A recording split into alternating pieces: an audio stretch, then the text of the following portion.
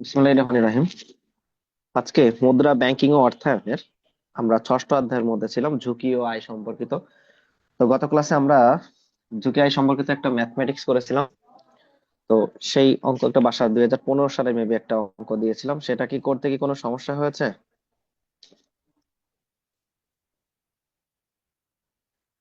Sir কথা বলতে হবে। স্যার আমার ম্যাথ চেক করছিলেন? স্যার সমস্যা হয় নাই। ও মানে আচ্ছা, ওই যে সবাই অ্যান্সার মিলাইছো না? অ্যান্সার কি প্রসেসিভিটি ঠিকঠাক? ওটা তো ভালো, ইয়ারের প্রশ্ন, ওই ওটা তো আর লেখাটা এটা তো ঠিক আছে উত্তর কিনা, বইয়ে মানে আমি যে ওটা তো যুক্তিটা বইয়ে দিচ্ছি। দেওয়াই আছে, বইয়ে তো ওইটা ওইটা তো বইয়ে উত্তর দেওয়াই আছে, তো মিলালেই হবে। তুমি পারছো কিনা তাই বলো, বা কোনো অসুবিধা আছে কিনা। পারছি, মানে একটু ভুল করছি তো হয়ে যাবে। তাহলে ঠিক করে নিলেই হবে, নাকি করে দিতে হবে আমার? না স্যার লাগবে না। আচ্ছা, ঠিক আছে তাহলে আজকে আমরা স্যার যে বিষয়টা দিয়ে শুরু করব। একটু দেখবেন। বুঝি নাই স্যার।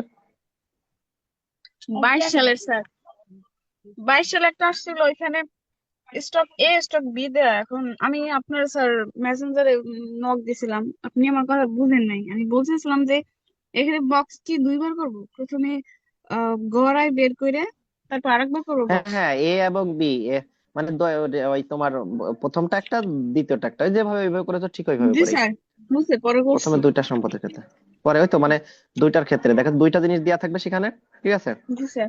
সেই দুইটার আলোকেই তোমাকে করতে হবে। ওকে, জি স্যার, ঠিক আছে। মানে যেমন গতদিন এখানে সেটা দুইটা যখন মান দেওয়া থাকবে দুইটা ইসের ক্ষেত্রে, তখন দুইটা ইসের ক্ষেত্রে তোমাকে করতে হবে। যেমন সিকিউরিটি এ সিকিউরিটি বি, এরকম একটা মানে 15 সালে করেছিলে না? তাহলে এ সিকিউরিটির একটা মান আগে বের করে ফেলবা, বি সিকিউরিটির মান আগে পরে বের করবা। দুইটা বাক্স দুইটা আলাদা আলাদা করবা। স্যার এই ওকে, জন্যই নেই স্যার, এইখানে তো গড়াই দেওয়া নাই। গড়াই বের করার জন্য প্রথমে দুইটা দিয়ে আলাদা আলাদা করব, এরপরে তুমি আবার। আলাদা আলাদা, হ্যাঁ আলাদা করতে হবে, হ্যাঁ হ্যাঁ, আলাদা আলাদা বের করে তারপরে করতে হবে, আলাদা আলাদা করেই তারপরে করতে হবে। এইটা তো ওই যে আচ্ছা যে অঙ্কটা বুঝাইছিলেন ওই রকম হবে। আচ্ছা, তাহলে আজকে একটু পড়াই, নতুন টপিকসে ঢুকি স্যার। জি স্যার। আচ্ছা, উপার্জনের ধারণা বা উপার্জনের ধারণার হার বলতে কি বোঝো? যেটাকে আমরা বলবো হচ্ছে উপার্জনের হার বা উপার্জনের ধারণা, এটা বা জিনিসটা কি? মনে করো, বা উপার্জন বলতে কি বোঝায়? উপার্জন কি? উপার্জন, উপার্জন বলতে কি বোঝো? অথবা রিটার্ন বলতে কি বোঝো? বা আয় বলতে কি বোঝো? বা উপার্জনের হার বলতে কি বোঝায়? সবই একই জিনিস। তো কোনো বিনিয়োগ হতে একটা নির্দিষ্ট সময়ে প্রাপ্ত আয় বা লোকসানের অভিজ্ঞতাকে উপার্জন বলা হয়। কোনো বিনিয়োগ হতে একটা নির্দিষ্ট সময়ে প্রাপ্ত আয় বা লোকসানের অভিজ্ঞতাকে আয় বা উপার্জন বলা হয়, যেটাকে আমরা সাধারণত উপার্জনের হার বলে ধারণা পেয়ে থাকি। এখন এই উপার্জনটা কিভাবে হয়ে থাকে মূলত? মনে করো আমি কোন একটা বিনিয়োগ প্রকল্প দিয়েছি, সেই বিনিয়োগ প্রকল্প হতে যে মূলধন জাতীয় এবং মুনাফা জাতীয় সকল আয়ের সমষ্টি, সেটা হলো উপার্জন। মানে দুই ধরনের জিনিস হবে এখানে, একটা হলো মূলধন জাতীয় আয়, আর একটা হলো মুনাফা জাতীয় আয়। এই দুই প্রকার আয়ের সমষ্টিকে আমরা বলবো হচ্ছে এই উপার্জন আয়। তো এটাকে যখন আমরা শতকরায় প্রকাশ করব, সেখান থেকে হয়ে যাবে হচ্ছে উপার্জনের হার। অঙ্ক দিয়ে কিন্তু তোমাকে বলবে যে উপার্জনের হার নির্ণয় করো। উপার্জনের হারকে আমরা রিটার্ন বলে থাকি বা আর দ্বারা প্রকাশ করে থাকি। উপার্জনের হার, তো উপার্জনের হারকে আমরা প্রকাশ করি হচ্ছে আর দ্বারা। তো এটা সূত্রটা কি? এটা হচ্ছে চলতি আয়ের হার। সূত্র হচ্ছে চলতি আয়ের হার প্লাস, এখানে উপার্জনও বলেছি আবার আয়ও বলেছি। চলতি আয়ের হার প্লাসের, চলতি আয়ের হার প্লাসের মূলধনী আয়ের হার, মূলধনী আয়ের হার। এই দুইটা সমষ্টি হলো উপার্জনের হার। উপার্জনের হার কি? চলতি আয়ের হার যোগ মূলধনী আয়ের হার, বা চলতি আয়ের হার ও মূলধনী আয়ের সমষ্টিকে বলা হবে উপার্জন আয় হার। তো এই উপার্জন আয় হারের একটা সূত্র রয়েছে, এটা তো লিখলামই, চলতি আয়ের হার যোগ মূলধনী আয়ের হার। তো চলতি আয়ের হারটাকে আমরা সাধারণত কি দিয়ে প্রকাশ করি? খেয়াল করি, এখানে চলতি আয়ের হার আমি আলাদা করে লিখে আসি। এখানে লিখবো চলতি, তারপর ওখানে যুক্ত করছি চলতি আয়ের হার, যেটাকে বলা হয় চলতি মানে হচ্ছে কারেন্ট, কারেন্ট মানে চলতি, আয় হার হলো চলতি এল্ড, কারেন্ট। তো এটা আমরা প্রকাশ করি হচ্ছে এইভাবে, সূত্রটা D on divided by P nought into 100। এটা হলো চলতি আয়ের হিসাব, D on P nought into 100। এটা হলো চলতি আয়ের হার। নিশ্চয়ই একটা প্রশ্ন দেওয়া থাকবে না, তখন আমরা সে অঙ্কটা করব না। তো এই চলতি আয়ের হারটা বের করার পরে এই যে জিনিসটুকু পেলাম, বাকি আছে মূলধনী আয়ের হার। তো এখন এইখানে জানা উচিত যে কোনটা দ্বারা কি বোঝাচ্ছে, এই ডি ওয়ান দ্বারা কি বোঝায়, পি নট দ্বারা কি বোঝায়, আর একসাথে বুঝলামই। এই ডি ওয়ান হলো একটি নির্দিষ্ট সময় প্রাপ্ত লভ্যাংশ। কি বলেছি? একটি নির্দিষ্ট সময় প্রাপ্ত লভ্যাংশ, লিখে রাখতে পারো। ডি ওয়ান হলো একটি নির্দিষ্ট সময় প্রাপ্ত লভ্যাংশ। তো একটা নির্দিষ্ট সময় সাধারণত বছর শেষে দেখা যাচ্ছে, জানুয়ারি থেকে শুরু করে, জানুয়ারি থেকে শুরু করে ডিসেম্বর, তো এটা একটা বছর হতে পারে। তাহলে এই জানুয়ারি থেকে ডিসেম্বরের শেষে গিয়ে বছর শেষে একটা প্রত্যাশিত লভ্যাংশ, বছর শেষে একটা প্রত্যাশিত লভ্যাংশকে প্রকাশ করা হবে ডি ওয়ান দ্বারা, যেটাকে নির্দিষ্ট সময় প্রাপ্ত লভ্যাংশ বলা হয়। ডি ওয়ান দ্বারা বুঝবো নির্দিষ্ট সময় প্রাপ্ত লভ্যাংশ। আর ডিভাইডেড হচ্ছে লোকের পি নট, একদম বছরের শুরুতে। এই যে দেখো, বছরের শুরু জানুয়ারি, বছরের শেষ হচ্ছে ডিসেম্বর। এটা হলো এই পি নট দ্বারা বোঝায় বছরের শুরুতে সম্পদের মূল্য কত। গেল এটা, এটা কি ক্লিয়ার হয়েছে? কোনটা দ্বারা কি বোঝাচ্ছে? ডি ওয়ান হলো একটি নির্দিষ্ট সময় প্রাপ্ত লভ্যাংশ বা বছর শেষে প্রত্যাশিত লভ্যাংশ বোঝায় ডি ওয়ান দ্বারা। আর পি নট বছরের শুরুতে সম্পদের মূল্য। এইটা কি বুঝলাম? কথা বলেন স্যার। তাহলে চলতি আয় হারটা বা কারেন্ট জি। ইয়েল্ড আমাকে এইভাবে সূত্র দিয়ে প্রকাশ করতে হবে। তাহলে চলতি আয় হার যেহেতু এটা বলেছে, তাহলে আমি এখানে কি লিখতে পারবো? D one divided by P nought into 100 আছে। 100টাকে আমি একবারে মূলধনী আয়ের হার আছে, তো এটাকে করে ইন্টু একবারে 100 দিয়ে রাখলাম। এখন আমি মূলধনী আয়ের হার বের করতে হবে। তাহলে এখন যদি সূত্র লিখি, মূলধনী আয়ের হার, তাহলে মূলধনী আয়ের হারটা কিভাবে পাবো? এটা দেখো, মূলধনী আয়ের হারটা হলো পি ওয়ান মাইনাসের P nought into P not গুণন 100। তাহলে পি নট দ্বারা একটুকে কি বলে আইছি বলতো? বছরের বছরের শুরুতে, বছরের শুরুতে সম্পদের মূল্য। আর পি ওয়ান দ্বারা কি বোঝাবে? বছরের বছরের শেষে, সম্পদের মূল্য। বছরের শেষে সম্পদের মূল্য। তাহলে একটা হলো বছরের শেষের মূল্য, আর একটা হলো বছরের শুরুর মূল্য, ডিভাইডেড বাই পি নট আর ইন্টু হলো 100। টোটাল মিলে আমরা কিসের হার পেয়ে গেলাম? উপার্জনের হার। এই হলো উপার্জনের হারের সূত্র। তাহলে উপার্জনের হারের সূত্রের মধ্যে চলতি আয়ের হারের একটা সূত্র দিয়েছি, মূলধনী আয়ের হারের একটা সূত্র দিয়েছি। এই দুইটা মিলে আমার টোটাল বাইর হবে কি? উপার্জনের হারের সূত্র। উপার্জনের হারের সূত্র পর্যন্ত ক্লিয়ার হয়েছেন কিনা বলেন? জি স্যার।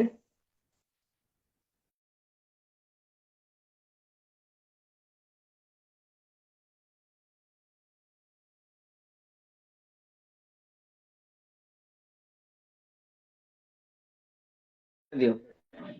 এখন তাহলে দেখি, আমরা চলতি আয়ের হার বের করলাম, মূলধনী আয়ের হার বের করলাম, এখান থেকে সূত্র লিখে ফেললাম।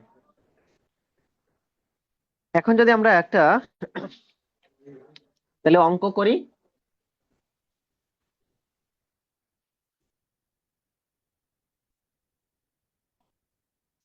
আচ্ছা, মনে করো দেওয়া আছে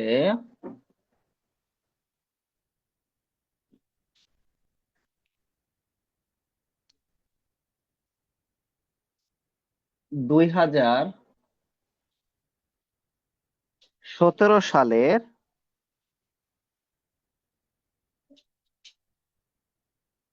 শেয়ার মূল্য। 2017 সালের শেয়ার মূল্য দেওয়া আছে মনে করো 200 টাকা। 2017 সালে শেয়ার মূল্য দেওয়া আছে 200 টাকা। আচ্ছা, এবং আমি যে কোনো ধরি, আর একটা সাল ধরি, মনে করো 2020 সালের একটা শেয়ার মূল্য আছে 250 টাকা।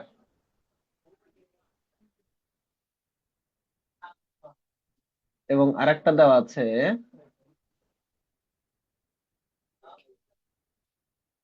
বছর শেষে বছর শেষে প্রত্যাশিত লভ্যাংশ। আচ্ছা, এইখানে দেখো, এখানে 2017 সালে শুরু হয়েছে আর 2020 সালে শেষ হয়েছে, একটা নির্দিষ্ট সময় না, নির্দিষ্ট সময় প্রাপ্ত লভ্যাংশ। সেটা 1 বছরও হতে পারে, 2-3 বছরও হতে পারে, কোনো সমস্যা নেই।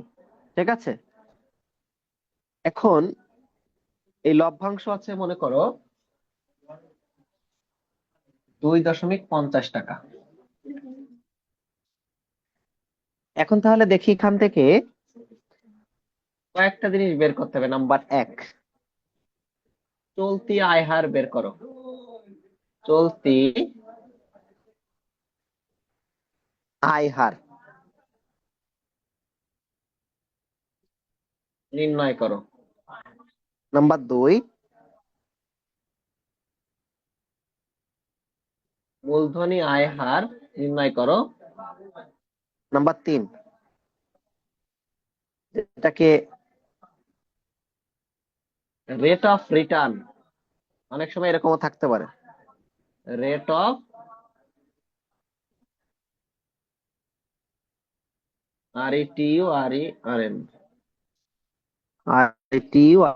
রেট অফ রিটার্ন, বা বাংলায় কি বলা হবে বলেন তো?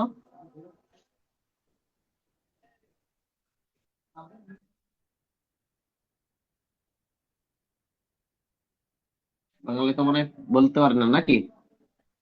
কি বের করা হবে বলেন তো? উপার্জনের হার। আচ্ছা, উপার্জনের হার বের করতে হবে। তাহলে এখন 1 নম্বরে বের করতে কত হবে? নাম্বার 1, সমাধান দিয়ে শুরু করেন এখন। তো চলতি আয় হার সূত্র কি ছিল? চলতি আয়ের সূত্র কি ছিল বলেন তো? D1 divided by P not.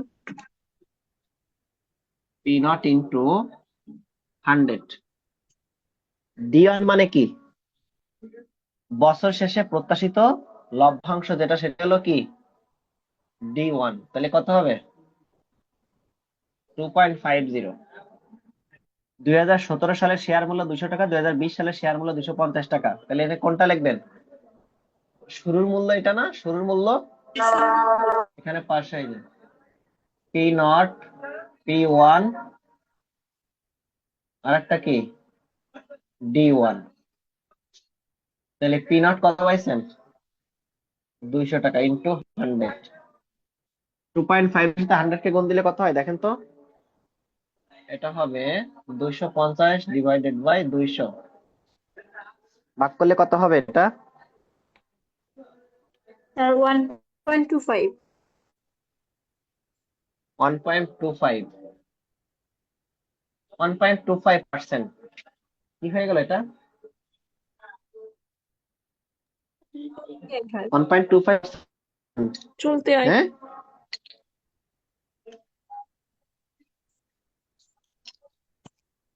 আচ্ছা, চলতি আয় হার হয়ে গেল। এখন এখন দেখি তাহলে 2 নাম্বারটা বের করি এখন।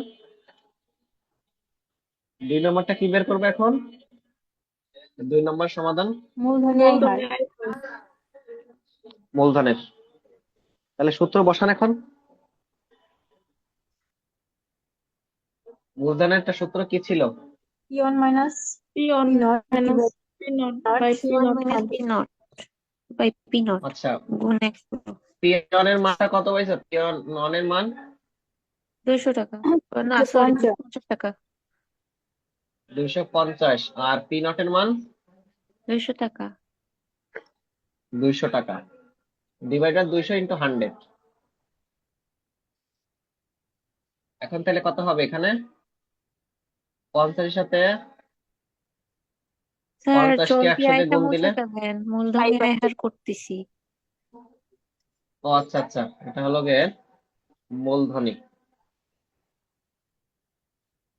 মূলধনী, হ্যাঁ, তাহলে এটা হবে হলো 50 সাথে গুণ দিলে 5000 ভাগ 200। 200 না 200 না কেটে যাচ্ছে, 25% নাকি? আচ্ছা, এবার 3 নাম্বার করতে হবে, রেট অফ রিটার্ন কিসের হার? রেট অফ রিটার্ন বা উপার্জন হয়। উপার্জনের হার। 3 নাম্বার এখন। তাহলে আমরা করব উপার্জনের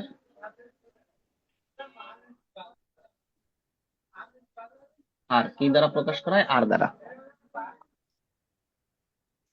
তো এই ক্ষেত্রে 2 ভাবে করা যেতে পারে অঙ্ক, চাইলে তুমি সূত্রের সাহায্য করতে পারো, অ্যাজ ইউর উইশ।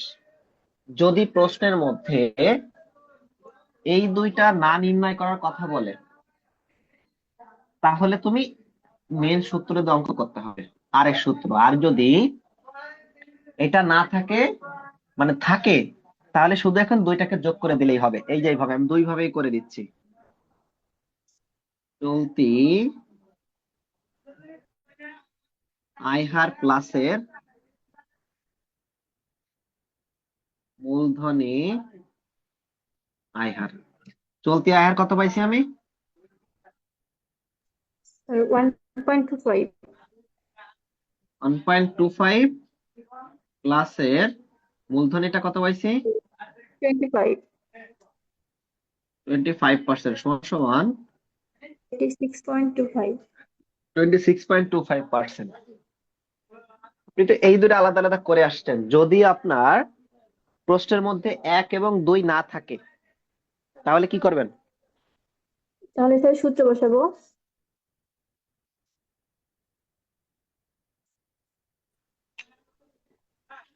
তাহলে এইভাবে D1 ডিভাইডেড বাই P0 প্লাসের P1 মাইনাসের P0 divided by P0 into 100 সমান সমান D1 কত পাইছি জানি আমরা? D1 পাইছি 2.50 ডিভাইড বাই P0 পাইছি আমরা 200।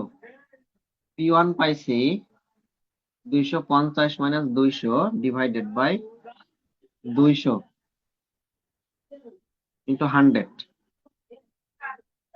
2.50 200 প্লাস এর 50 200 ইন্টু 100 200। 2.50 প্লাসের 50 লসাগু করলে 50 অব্দি কত হচ্ছে? 52.5 ডিভাইডেড বাই 200 ইন্টু 100 সমান সমান, এটাকে গুণ দিলে কত হবে এখন? স্যার আগে ভাগ করে নিছি, ভাগ করে নিলে 0.625। না, আগে গুণ করবো, এরপর ভাগ। আচ্ছা, আর তো আসল দরকার নেই। কত হয় গুণ করলে? কত হয় এটা? গুণ করলে 5.25। আরে না, হ্যাঁ 52 1. 625 না কত হয় গুণ করলে? ওরা হচ্ছে 5.25 না, আপনি বলেন। 0.2625 গুণ নাকি স্যার ভাগ?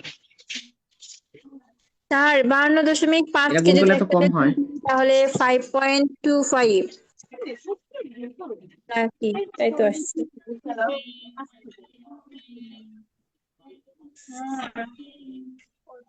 স্যার 100 দিয়ে গুণ করবো? হ্যাঁ, স্যার 5250 এবার উপরে না ঠিক আছে, ওই জন্য তো লিখতেছি না আমি। এবার এটাকে ভাগ করেন, 5250 কে তো 2 দিয়ে ভাগ করেন, 26.25 26.25%। ব্যাস, তার মানে প্রশ্নের মধ্যে যদি কখনো 1 এবং 2 নম্বর না থাকে, সরাসরি 3 নম্বর রেট অফ রিটার্ন বা উপার্জনের হার যদি নির্ণয় করার কথা বলে, তাহলে সরাসরি আপনাকে এই প্রশ্নে এই সূত্র দিয়ে অঙ্ক করে দিতে হবে, তখন আর 1 2 লেখা যাবে না। ঠিক আছে? তাহলে উপার্জনের হারের সূত্র কি পেয়েছেন? যেটাকে লভ্যাংশ, বা এর নাম কিন্তু বিভিন্ন থাকতে পারে, বছর শেষে প্রত্যাশিত লভ্যাংশ বা ডিভিডেন্ড যেটাকে বলা হয়, ডিভিডেন্ডও থাকতে পারে। এটাকে কি দ্বারা প্রকাশ করবেন? ডি দ্বারা প্রকাশ করতে হবে। ওকে, জি স্যার। আচ্ছা, তাহলে ডিভিডেন্ড টাইপের অঙ্ক আসলে পারবেন? আপনার যদি বইয়ে যদি আরো ম্যাথ থাকে, সেগুলো বইয়ে যদি ম্যাথ থাকে তাহলে সেগুলো করার চেষ্টা করবেন, বুঝলেন? বই দেখবেন যে ম্যাথ এরকম আছে কিনা, যদি থাকে তাহলে অবশ্যই সেগুলো করার চেষ্টা করতে হবে যে তুমি পারতেছো কিনা। হুম, আছে এই রিলেটেড ম্যাথ আছে?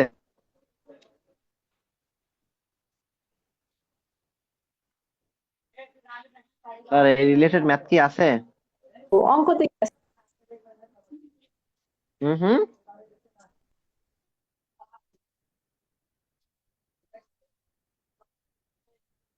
কথা কয় না। স্যার এবার দেখি বইয়ে আমরা, আছে। বই দেখবেন, বইয়ে যদি এই টাইপের আরো এই রেট অফ রিটার্ন টাইপের অঙ্ক আসে, ইয়ারে না আসুক কিন্তু আহ, এগুলো আপনি করার চেষ্টা করবেন, দেখবেন যে আপনি পারেন কিনা।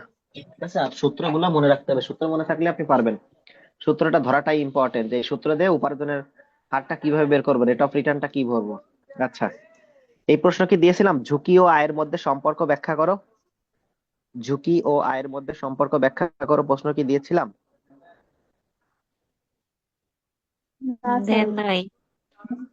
আচ্ছা, তাহলে এই প্রশ্নটা লেখো, ঝুঁকি ও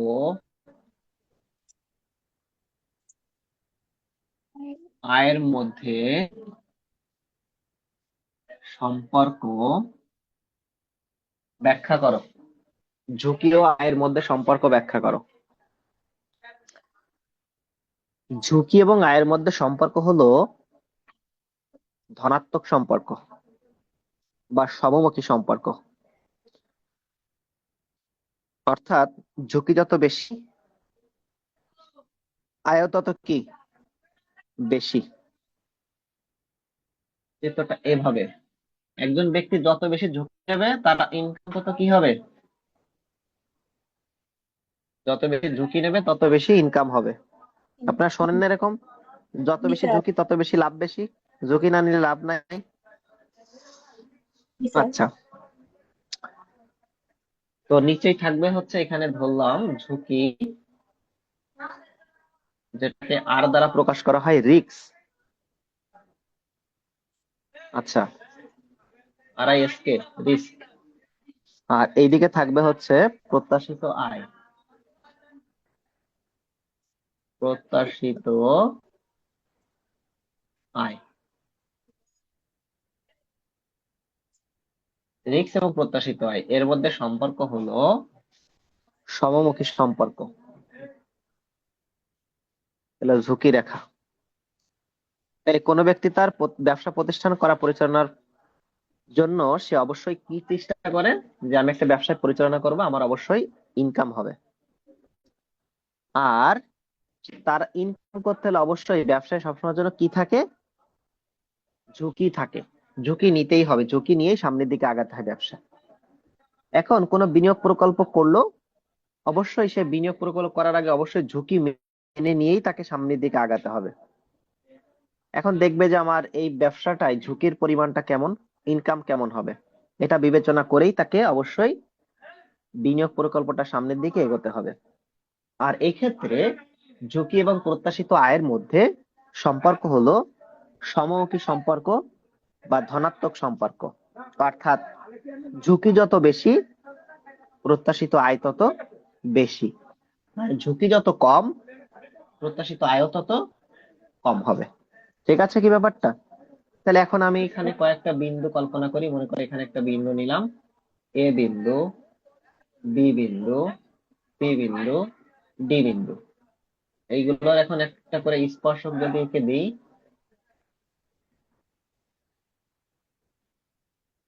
তাহলে আমরা এটা জানলাম ঝুঁকির সাথে প্রত্যাশিত আয়ের সম্পর্ক কেমন। ধনাত্মক। ঝুঁকি ধনাত্মক সম্পর্ক। ঝুঁকি যত বেশি, প্রত্যাশিত আয়ও তত বেশি। এটা তোর বাস্তবিক লাইফে কাজে লাগবে না। y1, y2, y3, y4। ব্যাস, চিত্রে ভূমি অক্ষের ঝুঁকি এবং লম্ব অক্ষে প্রত্যাশিত আয়কে নির্দেশ করা হয়েছে। চিত্রে এ বি সি ডি বিন্দুতে ঝুঁকির সাথে প্রত্যাশিত আয়ের সম্পর্ক দেখানো হয়েছে, যা ধনাত্মক সম্পর্ক। অর্থাৎ ঝুঁকি যত বৃদ্ধি পেয়েছে, চিত্রের ঝুঁকি যখন R1, তখন প্রত্যাশিত আয় হলো Y1, যা এ বিন্দুতে দেখানো হয়েছে। ঝুঁকি বৃদ্ধি পেয়ে R2 হলে প্রত্যাশিত আয় বৃদ্ধি পেয়ে Y2 হয়, যা চিত্রে বি বিন্দুতে দেখানো হয়েছে।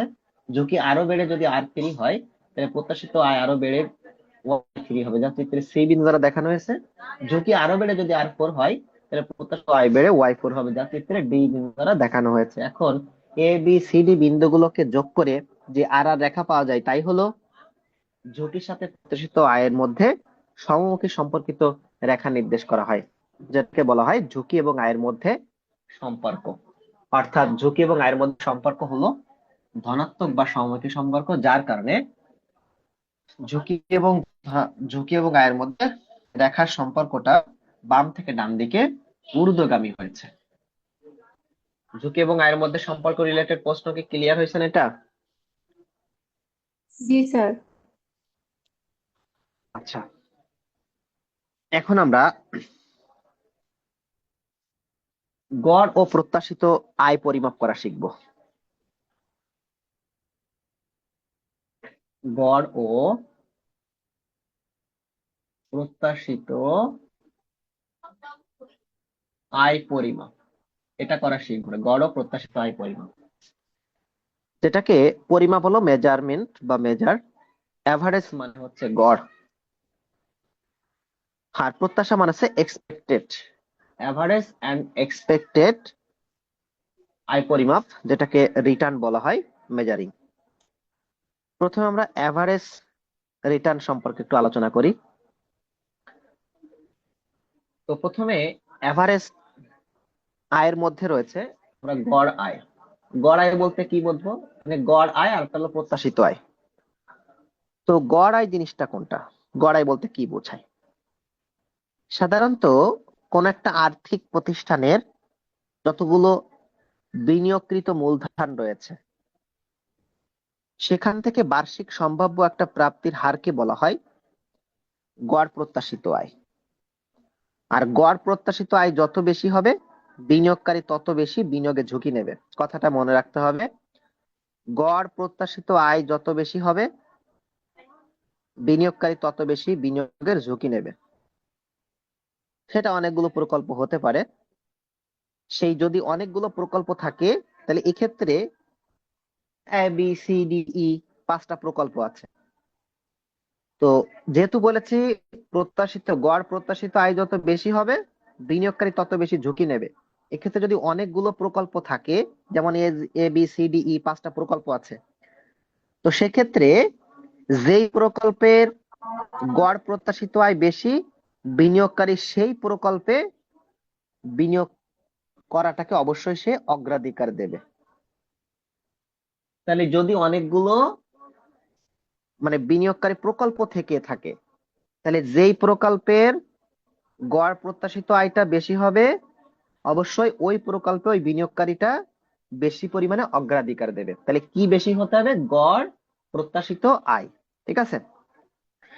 এই গড় বিনিয়োগ নির্ধারণের আবার 4টা পদ্ধতি রয়েছে। তো সেই পদ্ধতির মধ্যে কি কি? তাহলে প্রথমে আঁকবো আমরা গড় বিনিয়োগ নির্ধারণের 4টি পদ্ধতি। গড় বিনিয়োগ নির্ধারণের 4টি পদ্ধতি রয়েছে, লেখেন। গড় বিনিয়োগ নির্ধারণের 4টি পদ্ধতি রয়েছে। নাম্বার 1, প্রথমেই হলো গড় বিনিয়োগ। গড় গড় বিনিয়োগ গড় বিনিয়োগ আচ্ছা, গড় বিনিয়োগ মানে জিনিসটা কি? সাপোজ মনে করো তুমি একটা ইনভেস্ট করলে, সেই ইনভেস্টটাকে অবশ্যই 2 দিয়ে ভাগ করতে হবে। সাপোজ 2টা প্রকল্প হলো, 2টা কোম্পানি হলো, এ এবং বি মনে করো। তো 2টা লিমিটেড কোম্পানি, তাকে অবশ্যই আমাকে 2 দিয়ে ভাগ করতে হবে। আবার যদি কখনো 3টা ইয়ারের কথা বলে থাকে, তাহলে সেই ক্ষেত্রে অবশ্যই আমাকে 3 দিয়ে ভাগ করতে হবে। দেখতে হবে সেটা কতগুলো ইয়ারের কথা বলতেছে। তো প্রত্যেকটা ক্ষেত্রে একটা ইনিশিয়াল ইনভেস্টমেন্ট থাকবে। এটা একটু বিষয়টাই গড় এবং প্রত্যাশিত আয়েরটা আমরা কিছু, মানে এটা বাংলা থেকে ইংলিশটাই সহজে মনে থাকবে না বেশি। আমি যদি একটু ইংলিশে লিখি তাহলে মনে হয় একটু ভালো হয়। মানে এভারেজ ইনভেস্টমেন্ট সমান সমান ইনিশিয়াল ইনভেস্টমেন্ট, যদি একটু বলি INI, TIAL,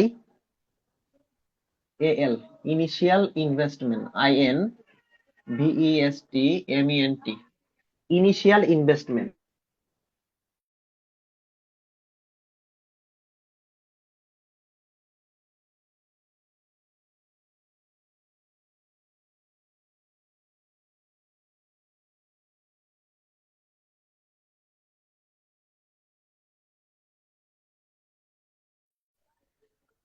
আচ্ছা, কি লিখেছে কি? ইনিশিয়াল ইনভেস্টমেন্ট ডিভাইডেড বাই 2, এটা হলো এভারেজ ইনভেস্টমেন্ট বা গড় বিনিয়োগের সূত্র। এভি বা এভারেজ ইনভেস্টমেন্ট, গড় বিনিয়োগ যদি বলে, তাহলে ইনিশিয়াল ইনভেস্টমেন্ট ডিভাইডেড বাই 2, এটা দিয়ে ভাগ করলে আমরা এভারেজ ইনভেস্টমেন্টের মানটা পেয়ে যাব। আচ্ছা, তার মানে যদি প্রশ্নের শুরুতে শুধুমাত্র ইনিশিয়াল ইনভেস্টমেন্টটা দেওয়া থাকে, তাহলে সেই ক্ষেত্রে গড় বিনিয়োগ বের করতে হলে ওই ইনিশিয়াল ইনভেস্টমেন্টটাকে 2 দিয়ে ভাগ করব। অথবা এটাকে রেখে রাখো, এটা লগের এটা লেখি একটু।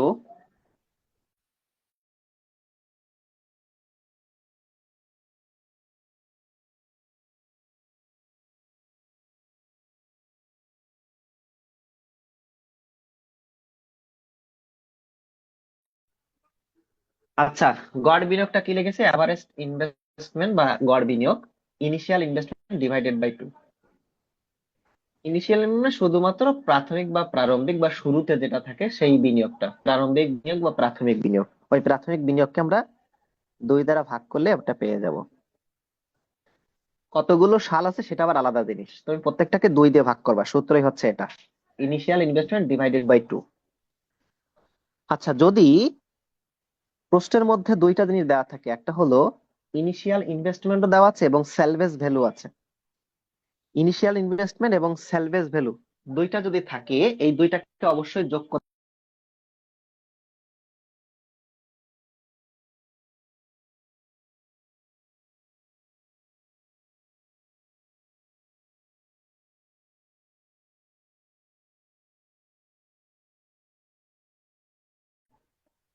আচ্ছা, তাহলে এখন আমরা করবো, এখানে কি বললাম, এখানে গড় বিনিয়োগটা লিখেছি। এখন এটা গড় বিনিয়োগ, তবে গড় বিনিয়োগের সূত্র এখানে আগেরটার মধ্যে শুধুমাত্র দেয়া ছিল ইনিশিয়াল ইনভেস্টমেন্ট, অর্থাৎ প্রাথমিক বিনিয়োগ যেটা দেয়া থাকে, আর কোনো কিছু দেওয়া নাই। ওইটা থাকলে এটাকে 2 দিয়ে ভাগ করে গড় বিনিয়োগ পেয়ে যাব। এখন এই যদি শুরুতে বিনিয়োগ, আর যেটাকে বলা হয় স্যালভেজ ভ্যালু, মানে হচ্ছে লগের ভগ্নাবশেষ মূল্য যেটাকে বলা হয়, স্যালভেজ ভ্যালু মানে হচ্ছে ভগ্নাবশেষ মূল্য। এই দুইটা জিনিস যদি দেয়া থাকে, একটা হলো initial investment, INVEST, invest MENT, তাহলে ইনিশিয়াল ইনভেস্টমেন্ট যদি দেয়া থাকে, মাথায় রেখেন ইনিশিয়াল ইনভেস্টমেন্ট মানে হচ্ছে প্রাথমিক বিনিয়োগ, বা শুরুতে যে বিনিয়োগটা করে থাকে সেটা। আর একটা হলো salvage value, SLVAG, salvage, VALUE, value, salvage value. এটাকে ভাগ দেওয়া হচ্ছে দুই দ্বারা, SALVAGE, স্যালভেজ ভ্যালু। তো স্যালভেজ মানে হচ্ছে হলো গিয়ে ভগ্নাবশেষ। যদি কোনো ভগ্নাবশেষ থাকে, এই ভগ্নাবশেষ মূল্য, ভ্যালু মানে মূল্য, স্যালভেজ মানে হচ্ছে ভগ্নাবশেষ। তাহলে এখানে ইনিশিয়াল ইনভেস্টমেন্ট শিখেছি আমরা হচ্ছে প্রাথমিক বা শুরুর যে বিনিয়োগটা, স্যালভেজ ভ্যালু হচ্ছে মানে ভগ্নাবশেষ মূল্য যেটা। এই দুইটা যদি দেয়া থাকে তাহলে গড় বিনিয়োগের সূত্র হবে এটা। এখন দেখি, এখন তোমার প্রশ্ন তো স্যার কোন সময় কোনটা ইউজ করব। হ্যাঁ, প্রশ্নের মধ্যে দেখতে হবে যে কি কি দেওয়া আছে, সেই অনুপাতে ওই সূত্রটা আমাকে ইউজ করতে হবে। আচ্ছা, আবার এই গড় বিনিয়োগের সূত্র তিন প্রকার, আমি চার প্রকারের কথা বলতো। যদি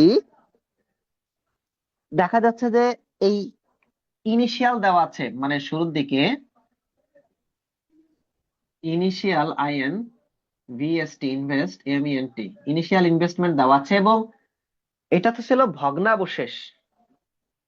আর ইনিশিয়াল ইনভেস্টমেন্ট যদি প্রাথমিকের সাথে দেওয়া আছে এবং পাশাপাশি এর সাথে ইন্ডিং দেওয়া আছে, মানে শেষেরটা যেটা ENDING, ending, INVEST, invest MENT, যদি শুরুতে দেওয়া থাকে এবং ইন্ডিং শেষের আহ, বিনিয়োগ দেওয়া থাকে, সেই যদি দুইটাকে যোগ করে দুই দিয়ে ভাগ করো তাহলে গড় বিনিয়োগটা পেয়ে যাব। আচ্ছা, এবার তাহলে এখানে ইন্ডিং ভ্যালু তো লিখে ফেললাম। আর যদি 4 নম্বর একটা এই গড় বিনিয়োগটা আমরা নির্ণয় করব, তাহলে এখানে যদি দেওয়া আছে ইনিশিয়াল মানে শুরুর, একটা জিনিস খেয়াল রাখেন, শুরুর বিনিয়োগ আর শুরুর দিকের বিনিয়োগ দুইটা দুই রকমের জিনিস। শুরু বিনিয়োগটা প্রথমে যেটাতে শুরু করেছি, আর শুরুর দিকের ওইটা সহ আরো কয়েকটা হতে পারে শুরুর দিকের বিনিয়োগ। আর শেষের বিনিয়োগটা, শেষের দিকের বিনিয়োগটা, এটাও আর কয়েকটা জিনিস, এটা একটু আলাদা। তাহলে লাস্ট ফিনিশিং 4 নম্বরে যেটা, তাহলে এটা ছিল হচ্ছে লোকে যদি 3 নম্বরে প্রকল্পের যদি শুরু এবং শেষের দিকের বিনিয়োগ, এটা যে লিখেছি 3 নম্বরটা কি লিখেছি, ইনিশিয়াল ইনভেস্টমেন্ট যেটাকে বলা হবে শুরুর বিনিয়োগ, শুরু, এবং ইন্ডিং মানে হচ্ছে লোকের শেষের দিকে বিনিয়োগ, সেই জন্য ইন্ডিং বিনিয়োগ দিয়েছে, ইনভেস্টমেন্ট। আর যদি প্রকল্পের শুরুর দিকে এবং শেষের বিনিয়োগ, তাহলে এখানে সূত্রটা হবে এইভাবে করে, ফার্স্টে working capital, WARKING, working, CAPITAL, working capital প্লাসের INITIL, ইনিশিয়াল ইনভেস্টমেন্ট, প্লাসের ইনিশিয়াল ইনভেস্টমেন্ট প্লাসের SALVAG, salvage value, divided by 2। এটার সাহায্যে আমাকে করতে হবে। এখন কোনটা কখন ইউজ করব সেটা অবশ্যই প্রশ্ন দেখলেই বুঝতে পারবো। তাহলে গড় বিনিয়োগ নির্ণয়ের 4টি পদ্ধতি রয়েছে। প্রথমে গড় বিনিয়োগের ক্ষেত্রে শুধুমাত্র initial investment divided by 2, initial investment plus salvage value divided by 2। 3 নম্বরে initial investment plus ending investment divided by 2, and আপনার হচ্ছে working capital, WAR, WARKING, working capital, working capital plus initial investment plus salvage value divided by 2। এই কয়েকটা সূত্রের মাধ্যমে আমি বের করতে পারি হচ্ছে গড় বিনিয়োগ। তো গড় বিনিয়োগটা বের করে ফেললাম, আর এই গড় বিনিয়োগ থেকেই তো আমার মূলত কি আসবে, গড় আয় এসে থাকে। আর যার গড় প্রত্যাশিত আয় যত বেশি হবে, বিনিয়োগকারী ওই বিনিয়োগে তত বেশি ঝুঁকি নেবে। এবার আমরা প্রত্যাশিত করব প্রত্যাশিত আয়টা, যেটাকে এক্সপেক্টেড রিটার্ন বলা হয়। প্রত্যাশিত আয়, প্রত্যাশিত আয়, যেটাকে এক্সপেক্টেড রিটার্ন বলা হয়। অর্থাৎ কোন প্রকল্পের প্রত্যাশিত আয় পরিমাপের যেটা আমরা সূত্র ইউজ করবো, তোমরা নিশ্চয়ই অনার্স প্রথম বর্ষে ইউজ করেছিলা টিপিভি, এনপিভি, আইআরআর, মনে আছে সেটা? টিপিভি, এনপিভি এবং আইআরআর। স্যার। হ্যাঁ, এই প্রসেস গুলো আজকে করেছিলা। TPV total present value, NPV net present value, যেটাকে নিট বর্তমান মূল্য বলা হয়। তাহলে প্রত্যাশিত আয়ের সব থেকে গ্রহণযোগ্য পদ্ধতি হলো এনপিভি পদ্ধতি বা net present value, net present value বা নিট বর্তমান মূল্য। তো এনপিভি আমরা কিভাবে জানি? টিপিভি মাইনাস থেকে আমরা বাদ দিই, তাই না? এটা কি মনে আছে টিপিভি যখন করেছিলাম? নিট নগদ বহিঃপ্রবাহ। তাহলে টিপিভি এখান থেকে লিখতে পারি TPV minus NCO. Sir TPV জিনিসটা কি? এটা হলো টোটাল প্রেজেন্ট ভ্যালু। তাহলে এই টিপিভি থেকে আমরা এনসিওটাকে মাইনাস করতে পারি। তুমি সরাসরি টিপিভি না লিখে ডাইরেক্ট সূত্র করে দিতে পারো। এটা হচ্ছে টিপিভি সূত্র ছিল সামেশন, এখানে এন সংখ্যক, এখানে একটা মান থাকবে, সময় টি সমান সমান অন, সেই সময়টা অন সময় হতে পারে 1 বছর, হতে পারে 2 বছর, 3 বছর, 4 বছর, 5 বছর, যে কোনো সময় হতে পারে। তাই এখানে টি দিয়েছি। টি সমান সমান কত? এখানে 1, 2, 3, 4, 5, 6 যত মন চায় তত দিতে পারো। আচ্ছা, এখন এইখানে প্রশ্নের ক্ষেত্রে সূত্রটা হবে সিএফ, যেটাকে আমরা ক্যাশ ফ্লো নামে এখন সব চিনতেছি। সব সিএফ বার টি, এই সূত্রটা ইউজ করব, ডিভাইডেড বাই 1 এর কে টু দি পাওয়ার টি, আর এখান থেকে মাইনাস করব এনসিও। কোনটা দ্বারা কি বোঝায়? সিএফটি, এটা হলো এই যে বছর, যেহেতু টি দিয়েছি, টি মানে এখানে বছর বোঝাচ্ছে, টি হলো বছর। তাহলে এই টি বছরে, সেটা 1 বছর হতে পারে, টি মানে 2 বছর হতে পারে, 3 বছর, সেটা প্রশ্ন দেখতে হবে। যদি প্রশ্ন দেখা যাচ্ছে 2010, 11, 12, 3 বছর। যদি 10, 11, 12, 13, 14 এরকম দেওয়া থাকে, যে কয় বছর থাকবে সেই কয় বছরের টি লিখতে হবে। তাহলে সিএফটি দ্বারা বোঝাচ্ছে এই টি বছরের নগদ প্রবাহের, আন্তঃপ্রবাহের প্রত্যাশিত মূল্য। কি বলেছি? এই টি বছরের নগদ প্রবাহের আন্তঃপ্রবাহের প্রত্যাশিত মূল্য। এখানে সিএফটির জায়গায় কিন্তু আর দিলেও হবে, এই সিএফটির জায়গায় কিন্তু আরও দেওয়া যায়। যাই হোক, এখানে কে লিখেছি, এখানে তুমি আরও দিতে পারো, ছোট হাতের আর বা ছোট হাতের আই, যেটাকে আয়ের হার বলা হয় বা ঝুঁকিবিহীন আয়ের হার। এই কে দ্বারা এখানে বোঝাচ্ছি হচ্ছে রিস্ক ফ্রি। এই কে দ্বারা বোঝাবে হচ্ছে risk free rate of return, মানে ঝুঁকিবিহীন আয়ের হার কতটুকু আছে। কারণ আমরা এগুলো সব কিন্তু আলোচনা করতেছি ঝুঁকির সাথে সম্পর্কিত। তাহলে ঝুঁকিবিহীন আয়ের হারটা প্রকাশ করব হচ্ছে কে দ্বারা, risk free rate of return. আর এনসিও বাংলা হলো নিট নগদ বহিঃপ্রবাহ, যাকে বলা হয় এনে হচ্ছে বাংলা মানে পূর্ণরূপ, এনে হচ্ছে নিট, সিতে হচ্ছে ক্যাশ, আর ওতে হচ্ছে আউটফ্লো, নিট ক্যাশ আউটফ্লো। এটাকে বাদ দিতে হবে, দিলেই আমরা প্রত্যাশিত আয় পেয়ে যাব। নিট ক্যাশ আউটফ্লোর মানে হচ্ছে নিট নগদ বহিঃপ্রবাহ। নিট মানে হচ্ছে নিট, ক্যাশ মানে হচ্ছে নগদ, আর আউটফ্লো মানে হচ্ছে বহিঃপ্রবাহ। এটা বাদ চলে যাওয়া। তবে একটা জিনিস খেয়াল রাখতে হবে, এই যে যে এনপিভির মানটা পারবো, অর্থাৎ এটাকে আমরা লিখতে পারি প্রত্যাশিত আয় মানে কি, এটা হলো এনপিভি। তো এনপিভি মাইনাস এনসিও বলতে পারি, অথবা এনপিভি মানে টিপিভি মাইনাস সি, যেটাকে বলতে পারি প্রাথমিক যে খরচ থাকে সাধারণত এটা তো এই ক্ষেত্রে সূত্র তো লিখেই দিয়েছি। এই প্রত্যাশিত আয় বা এটা পদ্ধতি হচ্ছে এনপিভি।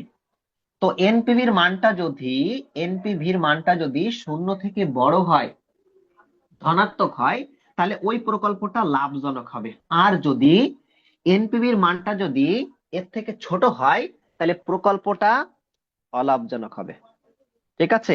এবং দেখতে হবে, তাহলে এটা হলো এই প্রকল্প, এরকম হলে কি হবে, প্রকল্পটা লাভজনক হবে।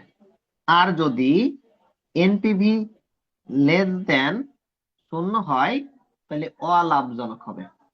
আর যদি দুই তিনটা এনপিভি থাকে, দুই তিনটা প্রকল্প থাকে, যেই প্রকল্পের এনপিভি, তিনটা প্রকল্প আছে, তিনটা প্রকল্পের এনপিভি ধনাত্মক বেরোইছে, তিনটা প্রকল্পে এনপিভি ধনাত্মক বেরোইছে, যেমন আমি যদি এখানে বলি এনপিভি 1.2, এনপিভি 2.4, এনপিভি 1.75, 1 2 3, কোন প্রকল্প বেশি লাভজনক হবে বলেন তো? ধনাত্মক। এখানে এখানে তিনটাই ধনাত্মক। তবে স্যার 2 নম্বর প্রকল্পের এনপিভির মানটা, যেহেতু এনপিভির মানটা বেশি, তিনটার মধ্যে যেটার এনপিভি বেশি, ওই প্রকল্পটা অধিক লাভজনক। আচ্ছা, তাহলে এখন দেখি আমরা সূত্রগুলো এখানে পাইলাম। গড় এবং প্রত্যাশিত আয়ের মধ্যে সমস্যাগুলো এখানে দেখেছি। এখন দেখি আমি তোমাদেরকে একটা ম্যাথমেটিক্স করাই দিয়ে একটু দেখি সেটা পারো কিনা। আচ্ছা, একটু মুছে দিচ্ছি আমি।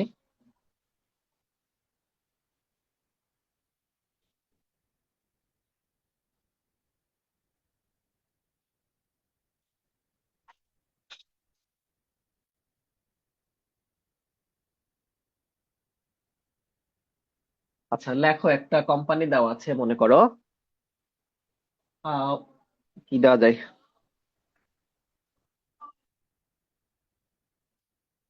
আকিস কোম্পানি, AKIJ, আকিস, ও ধরলাম RFL, আকিজ ও RFL, দুইটা কোম্পানি রয়েছে। তো এই দুইটা কোম্পানির আমরা বিভিন্ন তথ্য দিয়েছি এখানে। মনে করো একটা প্রত্যাশিত আয় এবং পরিমিত ব্যবধান, সেখান থেকে যদিও নির্ণয় করব, তার আগে আমরা এখান থেকে কিছু তথ্য দেখব। দুইটা কোম্পানি রয়েছে, দুইটা কোম্পানি, আকিজ কোম্পানি এবং RFL কোম্পানি। তো এখান থেকে কয়েকটা বছর দেওয়া আছে মনে করো।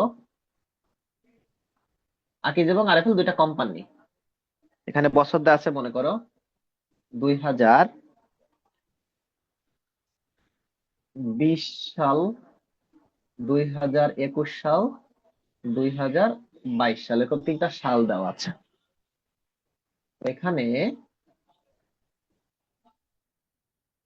আকিস কোম্পানি কিছু তথ্য দেওয়া আছে এবং RFL কোম্পানি কিছু তথ্য দেওয়া আছে।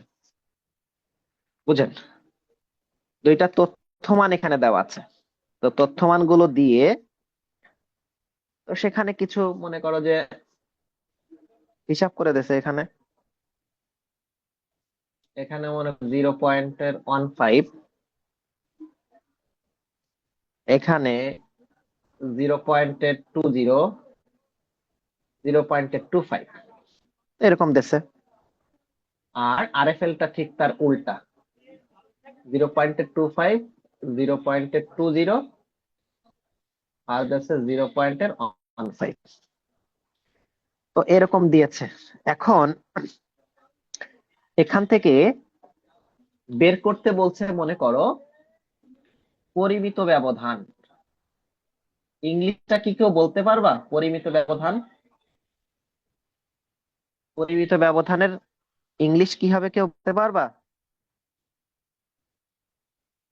Standard, standard deviation. STAN, standard deviation, DARD, standard deviation, DEVIATION। দুইটা জিনিস জানতে হবে। নাম্বার 1, পরিমিত ব্যবধান স্ট্যান্ডার্ড ডিভিয়েশন নির্ণয় করো। কি দ্বারা প্রকাশ করা হয় পরিমিত ব্যবধানকে? কি দ্বারা প্রকাশ করা হয়? সিগমা। মনে নাই, ভুলে গেছেন? Sigma sir. সিগমা দ্বারা প্রকাশ করা হয়। Very good. হ্যাঁ, সিগমা দ্বারা প্রকাশ করা হয়। আর 2 নাম্বার বলছে প্রত্যাশিত আয়। প্রত্যাশিত আয়ের ইংলিশ কি বলেন তো? প্রত্যাশিত এক্সপেক্টেড। আয় EXPEC TED expected return RETURN নির্ণয় করো।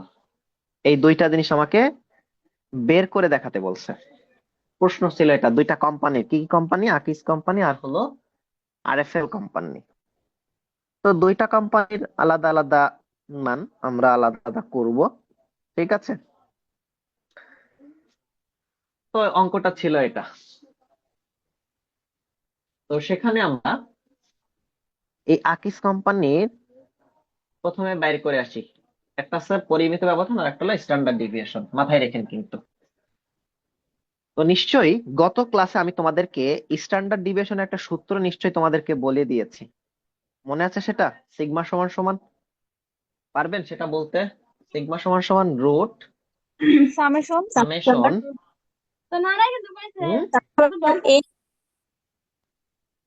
এক্স আর মাইনাস এর, হ্যাঁ লেখেন আপনি, আর ওইটাই বলেন, ওইটাই বলেন আর মাইনাস এর আর বার তার whole square divided by by n minus N 1। Minus এর 1। এটা ছিল তো? আচ্ছা, তাহলে এখন আর মাইনাস এর আর বার তার whole square divided by N minus এর 1। এখন আমরা এই যে আকিস কোম্পানির আমরা এখন প্রত্যাশিত আয়টা আমরা বের করব, এবং কি বলা যায়,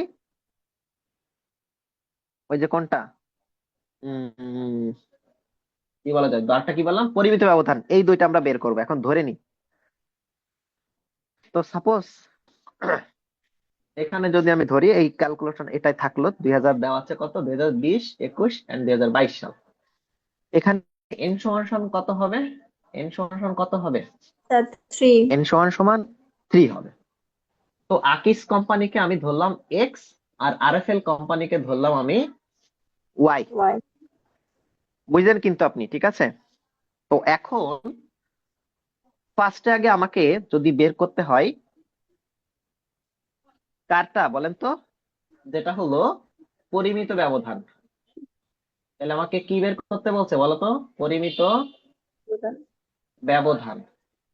তাহলে পরিমিত ব্যবধান আমরা কারটা পরিমিত ব্যবধান বের করব, আকিস কোম্পানি। অর্থাৎ আচ্ছা এ কে আই যে যদি বের করি আকিস, তাহলে আকিস কোম্পানির পরিমিত ব্যবধান, আকস্মিক পরিমিত ব্যবধান, অর্থাৎ সিগমা এ দিলাম। সিগমা কি? সিগমা এ মানে কি? বা সিগমা এক্স দিতে পারি, আমি সিগমা এক্স দেই। তো ধরে নিয়েছি, তাহলে x দিলে হলো। এক্স দিছি, এক্স ধরে নিছি। তাহলে আমরা এখন সূত্রটা কি দেবো বলেন তো? সামেশন, যেহেতু এক্স ধরেছে তাই এক্স দিয়ে নিলাম, এক্স মাইনাস এর এক্স বার তার whole square divided by N minus এর 1 লিখতে পারবো। জি স্যার। সামেশন এক্স মাইনাস এর এক্স বার তার whole square divide by N minus এর 1 হলো এটা? কথা বলেন। জি স্যার। আচ্ছা, এবার তাহলে আমাকে এখন ফার্স্টে এক্স বারটা বের করতে হবে নিশ্চয়ই, এক্স জি বারটা স্যার। বের করতে হবে। তাহলে এখন বের করবো আমরা কিসের মান? এখন এক্স বার সমান সমান সূত্র কি? Summation X divided by n। N. এবার এক্সটা আপনি বের করেন, কত হয় summation X? Summation X is equal to কত, এটা দেখো তো, 0. একটু ফাস্ট ফাস্ট করো স্যার, সময় কিন্তু কম, আরেক ব্যাচ আছে সামনে। স্যার হ্যাঁ 0.6। হ্যাঁ, ভাগ করলে তো সিক্স জিরো কোথা পয়েন্ট থেকে আসবে? টু আসে আরে এটা স্যার। যোগ করলে কত হয়? স্যার 0.6। 0.6। আচ্ছা, একদম জিরো ভাগ। Point six divided by 3, N সমান সমান আমরা 3 পেলাম। তাহলে সেটা আমার কত পাবো? 0.2 আসবে। 0.2। আচ্ছা 0.2 পাবো। এবার আমরা পাশে একটা ঘর কি লিখবো বলেন তো? এক্স মাইনাস এর এক্স বার, এক্স মাইনাস এর এক্স বার। তাই এখন করেন, এক্স মাইনাস এর এক্স বার এই হলো এক্স আই, 0.15 মাইনাসের 0.2 করলে কত হবে? মাইনাস 0.05, 0.20 করলে কত হবে? 0, 0.25, 0.2 এখান থেকে করলে হবে ডিরেক্ট প্লাস বসাই 0.05। স্যার একটু করেন না, একটু দ্রুত করেন না, একটু বেশি না বুঝে একটু আমি যা কই তাই একটু করেন। আপনি পরে শর্টকাট করেন, আপনি বাসায় বসে করে নেন। এখন এখানে এক্স মাইনাসের এক্স বার তার হোল স্কোয়ার আপনি এই যে একটা লাইনে করে দিয়েছেন, এখন করে দিয়ে নেন। এক্স মাইনাসের এক্স বার কত পাবো? এটা 0.05 কে হোল স্কোয়ার করলে কত হয়? স্যার 0.0025। 0.0025, এটা 0, এটাও সেম। সেম। সামেশন এক্স মাইনাসের এক্স বার তার হোল স্কোয়ার সমান সমান কত হবে? স্যার 0.005। 0.005, ব্যাস। তাহলে এখন আপনি এখানে আসেন, রুট দিলাম, এটার মানটা পেয়ে গেছি 0.005 ডিভাইডেড বাই 3 মাইনাসের অন, তাহলে 0.005 ডিভাইডেড বাই 2। এই ভাগ দিলে কত হয় আগে তাই দেখো, ভাগ দিলে কত হয়? স্যার 0.0025। এটাকে আবার রুট করো, 0.0025, এটাকে রুট করলে 0.05। কত হয়? 0.05। 0.05। সুতরাং আকিস কোম্পানি পরিমিত ব্যবধান কত পাইছেন? 5%। 0.05। বা এটাকে আমরা কি লিখতে পারবো, বা বা কত পার্সেন্ট লেখা 5%। যায় এটা বলেন তো?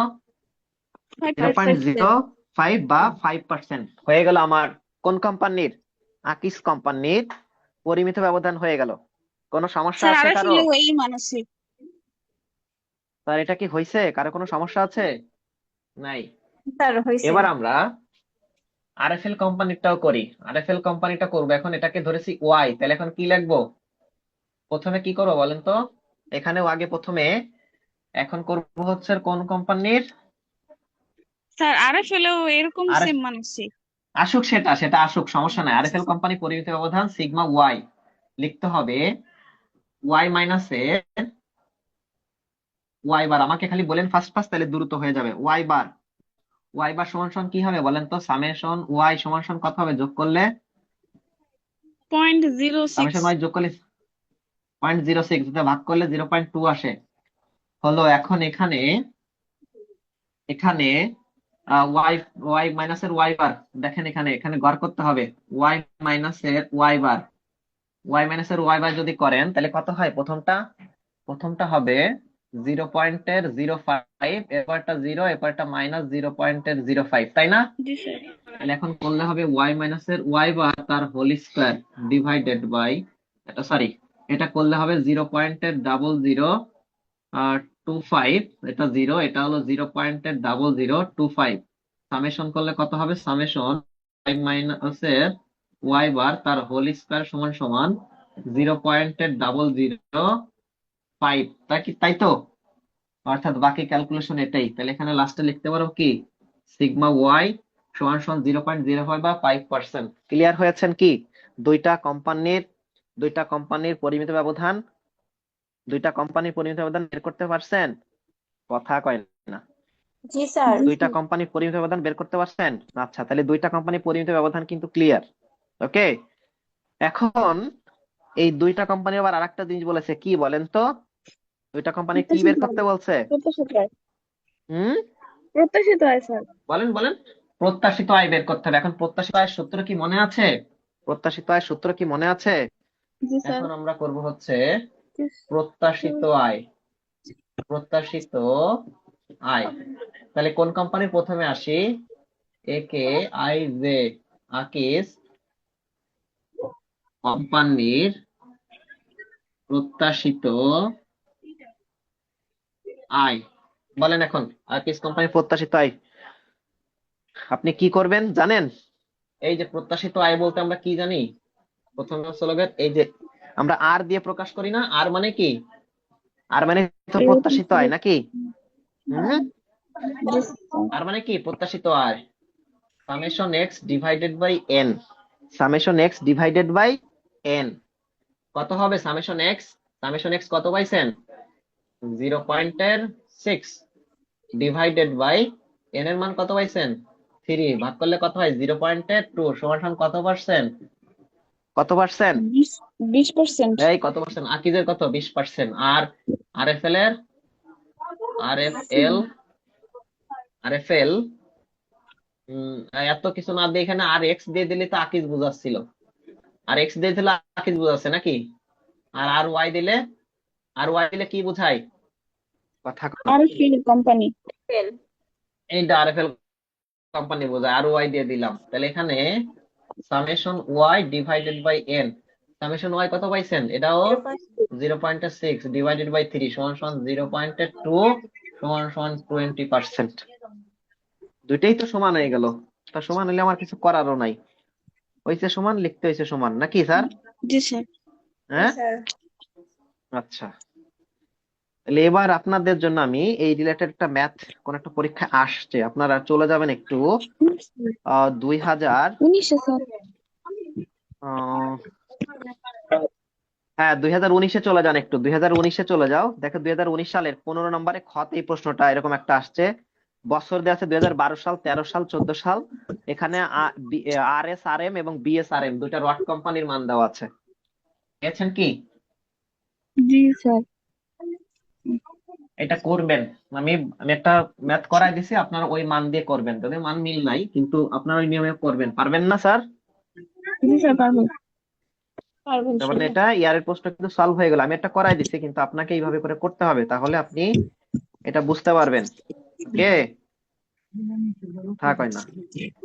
জি স্যার পারবো। আচ্ছা ঠিক আছে, তাহলে আপনারা এটা করে ফেলেন। এবং নেক্সট ক্লাসে আমরা নতুন আরেকটা পদ্ধতির অঙ্ক নিয়ে নেক্সট ক্লাসে হাজির হবো। সবাই ভালো থাকেন, আজকের মতো এটুকুই পড়ালাম। যেটা অঙ্কটা দিয়েছি এটা সবাই করে প্রথমে আগে অঙ্কটা দেখবা, মানে কিভাবে আমি করাইছি ক্লাসে। আর সেটা একবার দেখলে আশা করি, বিশেষ করে সূত্রটা যদি তোমার মনে থাকে তাহলে অঙ্কটা করতে সুবিধা হবে, আর সূত্রটা যদি তুমি ভুলে যাও তাহলে অঙ্কটা করতে কঠিন হয়ে যাবে। এই জন্য সবার আগে কাজ করতে হবে সূত্রটা। ইনশাল্লাহ নেক্সট ক্লাসে আমাদের এই ষষ্ঠ অধ্যায় শেষ হয়ে যাবে। সবাই ভালো থাকেন, আজকের মতো শেষ করছি। আল্লাহ হাফেজ, আসসালামু আলাইকুম।